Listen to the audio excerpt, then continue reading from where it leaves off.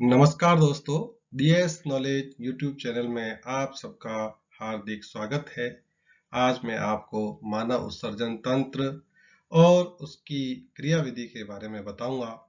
ये टॉपिक कक्षा 10, कक्षा 12 जीव विज्ञान के छात्र और जो प्रतियोगी परीक्षाओं की तैयारी कर रहे हैं, विशेषकर रीट के विज्ञान के विद्यार्थी, उनके लिए ये बहुत ही महत्वपूर्ण टॉपिक है क्योंकि इससे संबंधित प्रश्न पूछे जाते हैं।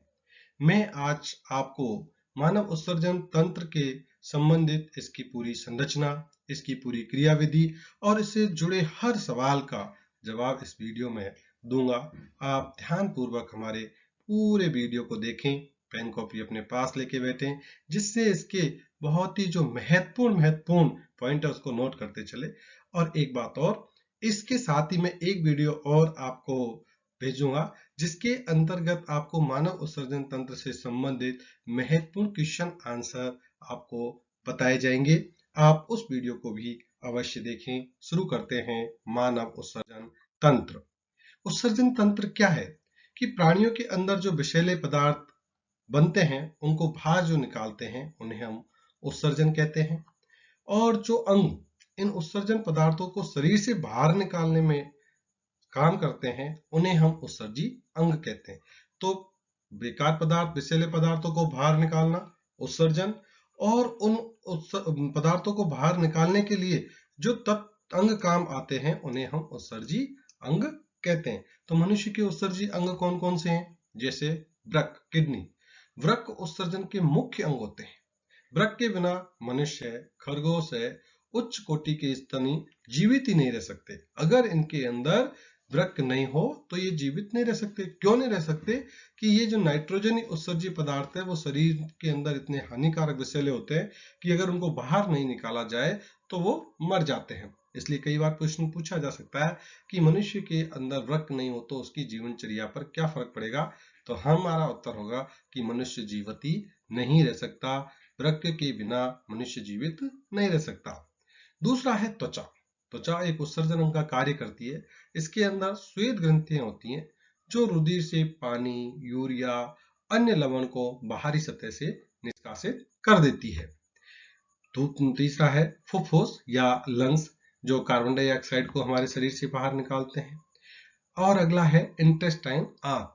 आंतों की सबसे अंदर की परत जो एपिथेलियम कोशिकाओं की बनी होती है, ये कोशिकाएं कुछ लवणों का उत्सर्जन करती है। ये लवण मल के साथ शरीर से बाहर निकल जाते हैं।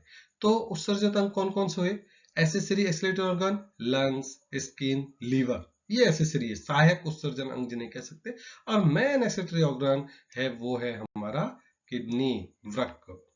लीवर ये है यकृत नाइट्रोजनी पदार्थों को शरीर से बाहर निकालता है। तो इस प्रकार हमने देखा कि ये मुख्य सहायक उत्सर्जन अंग और उत्सर्जन अंग जो कि मेन है वो है वृक्क। उत्सर्जित पदार्थों के आधार पर कि भाई कौन सा वर्ग के जंतु है, कौन सा पदार्थ का उत्सर्जन करते हैं, उसके आधार पर मुख्य रूप से 3 वर्गों के अंदर बांटा है। अमोनोटेलिक, कुछ जंतुओं में मुख्य उत्सर्जित पदार्थ अमोनिया के रूप में निकलता है, जैसे मछलियां और प्रोटोजोआ, ये बहुत ही हानिकारक होता है। यूरिकोटेलिक, इन जंतुओं में मुख्य उत्सर्जित पदार्थ यूरिक अम्ल होता है, जैसे सरीसृप और पक्षी। और यूरियोटेलिक, इन जंतुओं में मुख्य उत्सर्जित पदार्थ यूरिया होता है, जैसे मेंढक, स्तनधारी, मनुष्य आदि यूरियोटेलिक है। तो अगर पूछा जाए मनुष्य कौन सा है, तो वो है यूरियोटेलिक।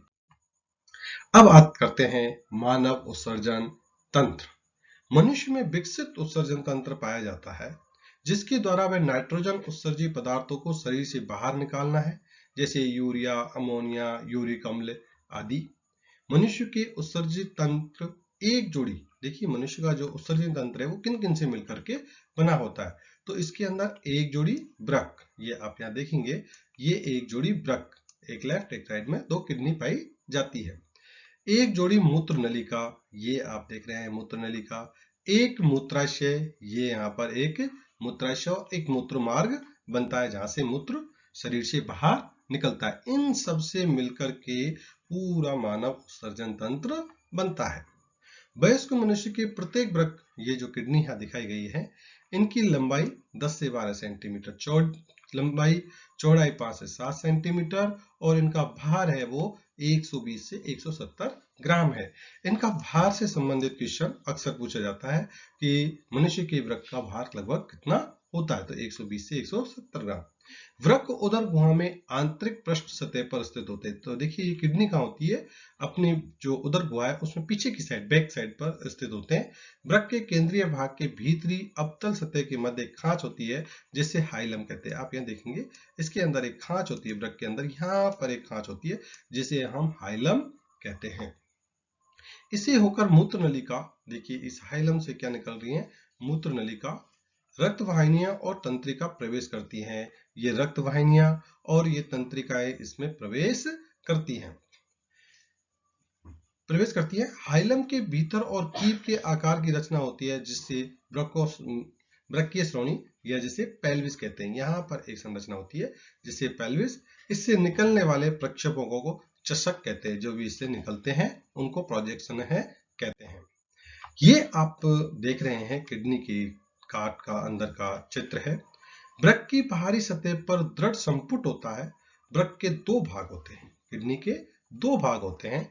एक होता है कॉर्टेक्स और दूसरा होता है मेडुला।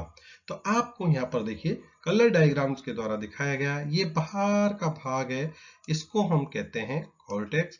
और ये अंदर के इस तरह की जो संरचनाएं आपको यहाँ दिखाई दे रही है, इस भाग को हम कहते हैं मेडुला। मध्यांश कुछ शंक्वाकार पिरामिड मध्यांश पिरामिड में बटा होता है जो कैलिक्स या चस्कों में फैले रहते हैं। ये आगे जाकर के कैलिक्स में फैले रहते हैं। वल्कुट यानी कॉर्टेक्स मध्यांश पिरामिड के बीच फैलकर वृक्क का स्तंभ बनाते हैं जिन्हें हम कॉलमस बर्टनी कहते हैं। ये वृक्क क्या बनाते हैं, स्तंभ बनाते हैं, जिसे हम वर्तनी स्तंभ के नाम से या वर्तनी स्तंभ इनको कहते हैं। प्रत्येक वृक्क में 10 लाख, देखिए ध्यान रखिएगा, प्रत्येक वृक्क में 10 लाख जटिल नलिकाकार संरचना वृक्काणु को कहते हैं हम नेफ्रॉन पाई जाती है, जो क्रियात्मक इकाई है। किसकी, वृक्क की क्रियात्मक इकाई क्या है, नेफ्रॉन है। और एक वृक्क में लगभग 10 लाख के लगभग ये पाई जाती है। प्रत्येक वृक्काणु यानी नेफ्रॉन के दो भाग होते हैं जिन्हें ग्लोमेरुलस और वृक्क नलिका कहते हैं। ग्लोमेरुलस वृक्कीय धमनी की शाखा अविभाज्य धमनिकाओं से बनी कोशिकाओं का गुच्छ होता है।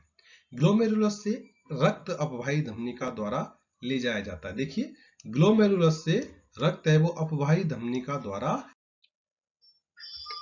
नेफ्रॉन की स्ट्रक्चर ऑफ नेफ्रॉन। प्रत्येक नेफ्रॉन में एक छोटी प्यालेनुमा संरचना होती है जिसे बॉमन कैप्सूल कहते हैं, जो कॉर्टेक्स क्षेत्र में स्थित होती है। यहाँ पर एक जो है स्ट्रक्चर स्थित होती है जिन्हें हम बॉमन कैप्सूल कहते हैं। बॉमन कैप्सूल में एक सूक्ष्म कुंडलित नलिका निकलती है, एक सूक्ष्म कुंडलित नलिका निकलती है जो सीधे होकर के वृक्क पेल्विस में प्रवेश करती है। फिर एक नलिका चौड़ी होकर एक पास, देखिए चौड़ी होकर के एक पास जिसे लूप बनाती है। क्या बनाती है, लूप बनाती है, जिसे हम हेनले लूप कहते हैं। इसको देखिए ये यहाँ से निकली बॉमन कैप्सूल से और निकल के ये इसने एक लूप बनाया। ये है इसका असेंडिंग लूप और ये है इसका डिसेंडिंग लूप। ये दोनों क्या करती हैं, संग्राहक वाहिनी की तरह काम करती है और इस लूप को हम कहते हैं हेनले लूप। कई बार प्रश्न पूछा जाता है हेनले लूप क्या है, तो ये जो है वमन संपुट से निकलने वाली हेनले लूप। संग्राहक वाहिनी एक सीधी नली होती है जिसे कई नेफ्रॉन की नलिका खुलती है। सभी संग्राहक वाहिनियां वृक्क पेल्विस में खुलती है और वृक्क पेल्विस से मूत्र वाहिनी निकलती है जो यूरिनरी ब्लैडर के अंदर जाती है। अब देखिए वृक्क में रुधिर की आपूर्ति कैसी होती है, यानी वृक्क के अंदर ब्लड सप्लाई कैसे होता है। वृक्क धमनी रुधिर को वृक्कों के भीतर ले जाती है। कौन, वृक्क धमनी है वो ब्लड को कहाँ ले जाती है, वृक्क के अंदर ले जाती है। प्रत्येक वृक्क में वृक्क धमनी प्रवेश करती है। देखिए प्रत्येक वृक्क के अंदर क्या करती है, वृक्क धमनी प्रवेश करती है। इसके बाद अनेक पतली शाखाओं में जिन्हें हम आर्टरियोल्स या वृक्क धमनिकाएं कहते हैं। ये वृक्क धमनिकाएं प्रत्येक नेफ्रॉन के बॉमन संपुट में प्रवेश, जिसे अविभाज्य धमनिका कहते हैं। और ये अविभाज्य धमनिका बार बार विभाजित होकर महीन केशिकाओं का गुच्छ बनाती है जिसे हम ग्लोमेरुलस कहते हैं। जैसे मैंने आपको पहले बताया था ग्लोमेरुलस के कि वही वो एक गुच्छेनुमा संरचना बनी होती है। केशिकाएं ग्लोमेरुलस के बाद पुनः संयोजित होकर अपवाही धमनिका बनाती। देखिए ये ग्लोमेरुलस है और इससे केशिकाएं पुनः संयोजित होकर के और क्या बना लेती है, अपवाही धमनिका। अपवाही धमनिका बोमेन संपुट से निकल फिर बार बार विभाजित होकर महीन केशिका का जाल बनाती है जो नेफ्रॉन के विभिन्न नलिका भागों को ढक लेती है। जो ये इससे निकलने वाली नलिका है ये छोटे छोटे जालों में बन जाती है और इससे मिलकर के और इसको ढक लेती है। केशिकाएं पुनः संयोजित होकर वृक्क शिरिकाएं बनाती हैं जो वृक्क शिरा में खुलती है। वृक्क शिरा वृक्क से रुधिर को एकत्रित कर हृदय में पुनः वापस ले जाती है। देखिए धमनी है वो ब्लड लाती है किडनी के अंदर और वहां से फिल्टर होने के बाद शिरा है वो ब्लड को वापस कहाँ ले जाती है, हृदय की ओर ले जाती है। आगे देखते हैं हम नेफ्रॉन की कार्यविधि या mechanism of working of nephrons. रुधिर के सभी उत्सर्जी पदार्थों को हटाना, आवश्यक तत्वों को रुधिर में बनाए रखना, ये दोनों कार्य वृक्क के भीतर नेफ्रॉन करता है। नेफ्रॉन क्या है कि जो पदार्थ जरूरत नहीं है उसको हटाना और जो जरूरत है उसको रखना, ये दोनों ही काम कौन करता है किडनी के अंदर, नेफ्रॉन करता है।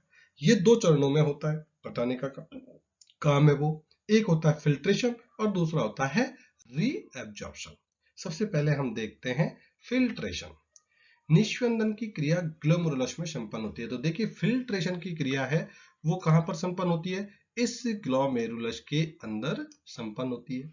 प्रत्येक मिनट में रक्त का करीब 1 लीटर जिसमें 500 ml प्लाज्मा होता है को इन ग्लोमेरुलस से होकर बहता है। इसका लगभग 100 ml भाग छनता है। तो 1 मिनट में जो है करीब 1 लीटर जिसका अंदर छनने की प्रक्रिया या फिल्ट्रेशन की क्रिया होती है।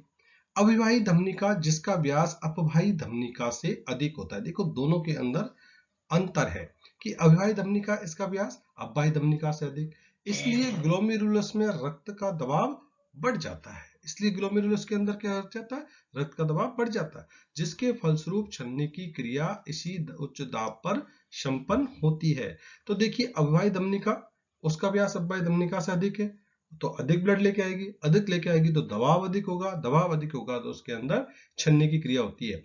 उच्च दाब पर छनने की क्रिया को अल्ट्रा फिल्ट्रेशन कहते हैं। तो प्रेशर हाई हुआ, प्रेशर पर जो छनने की प्रक्रिया होती है उसे अल्ट्रा फिल्ट्रेशन कहते हैं। अल्ट्रा फिल्ट्रेशन द्वारा रुधिर की प्लाज्मा से ग्लोमेरुलस द्वारा क्या कर लेते हैं, जल, ग्लूकोज, मिनरल लेवल आदि को छान लिया जाता है। कौन कर लेता है ये काम, ग्लोमेरुलस। इसके बाद में केवल रुधिर कोशिकाएं एवं प्लाज्मा प्रोटीन नहीं छान पाती और रुधिर में ही रह जाती है। अब ये प्रोटीन कहाँ रह गई, रुधिर के अंदर ही रह जाती है। छने हुए द्रव्य को निस्यंद या फिल्ट्रेट कहते हैं। अब द्रव छन गया उसको हम कहते हैं फिल्ट्रेट। निस्यंद यानी छना हुआ द्रव बोमेन संपुट की गुहा में एकत्रित होता है। कहां पर होता है ये, बोमेन कैप्सूल की गुहा के अंदर एकत्रित होता है जहां से नेफ्रॉन की नलिका में चला जाता है और यहां से कहां चला गया, नेफ्रॉन की नलिका में चला जाता है। इस निस्यंद के कारण रुधिर के बहुत अधिक लाभदायक पदार्थ भी छान लिए जाते हैं। परंतु अगले चरण, अब यहाँ क्या हुआ, लाभदायक पदार्थ है वो भी छान लिए, परंतु अगला चरण में क्या होगा, अपन दोबारा से इस पदार्थ को रीएब्जॉर्प्शन की क्रिया होती है।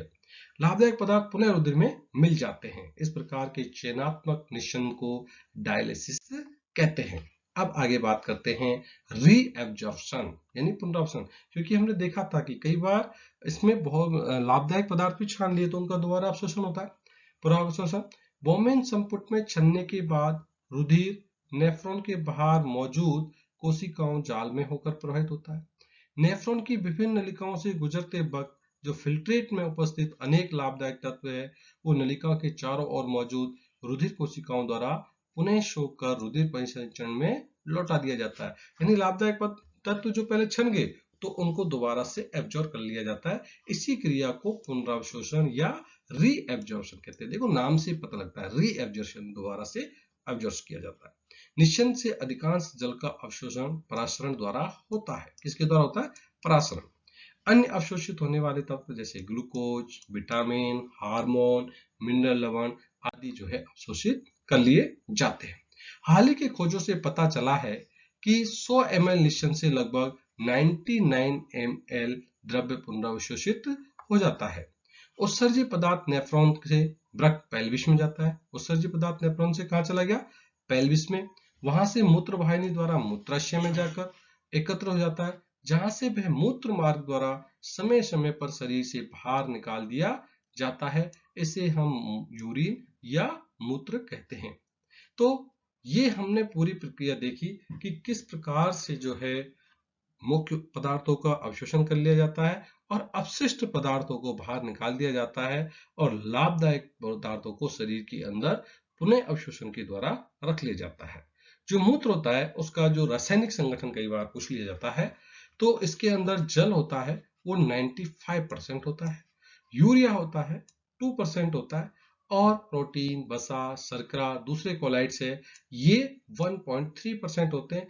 और इसके अलावा थोड़ी बहुत अल्प मात्रा में यूरिक अम्ल, क्रिएटिनिन, सोडियम, कैल्शियम, मैग्नीशियम आदि भी पाए जाते हैं। अब हमने देखा कि ये मनुष्य के उत्सर्जन अंग तंत्र की बात हमने करी, परंतु अन्य जंतुओं के अंदर भी, अन्य वर्ग के जंतु के अंदर भी उत्सर्जन होता है। जैसे प्लेटिहेल्मिन्थीज है, उनके अंदर उत्सर्जन अंग क्या है? ज्वाला कोशिकाएं। वो किसके द्वारा उत्सर्जन करती है? ज्वाला कोशिकाओं के द्वारा। एसके हेल्मिन्थीज में रेनेट कोशिकाओं में, एनिलिडा के अंदर नेफ्रिडिया के द्वारा, मोलस्का के केवर का अंग, ऑर्थोपोडा में मेलपिगियन नलिकाएं और केचुआ में क्लेरोगोगन कोशिकाएं उत्सर्जन का कार्य करती है। ये बहुत इंपॉर्टेंट है। कई बार प्रश्न पूछा जाता है कि एनिलिडा में उत्सर्जी अंग कौन सा है? तो नेफ्रिडिया। तो दोस्तों ये हमने आपको उत्सर्जन तंत्र के बारे में पूरी जानकारी दी। अगले वीडियो में आप हमारे उत्सर्जन तंत्र के संबंधित महत्वपूर्ण प्रश्नों को भी आप अवश्य देखें। उम्मीद करता हूं कि आपको हमारा वीडियो जरूर पसंद आया होगा। वीडियो थोड़ा लंबा हो गया है, परंतु आपके लिए बहुत ही उपयोगी है। बरसात से मुलाकात यूं ही नहीं होती, धरती को धूप में जलना पड़ता है। शोहरत के शिखर पर चढ़ने के लिए घुटनों के बल भी चलना पड़ता है। तो दोस्तों, आपको अपना लक्ष्य प्राप्त करने के लिए बहुत मेहनत करनी होगी और जितनी मेहनत करोगे उतना ही जल्दी और आसानी से आपका लक्ष्य आपको मिल जाएगा। क्योंकि आपको पता होना चाहिए कि बरसात भी जब होती है उससे पहले कब होती है बरसात? जितनी तेज धूप पड़ती है, जितनी ज्यादा गर्मी पड़ती है, उतनी ज्यादा बरसात होती है। इसलिए जितनी ज्यादा मेहनत आप करोगे उतनी ही अच्छी सफलता आपको प्राप्त होगी। Thank you for watching. Please like, share and subscribe. जय हिंद, जय भारत।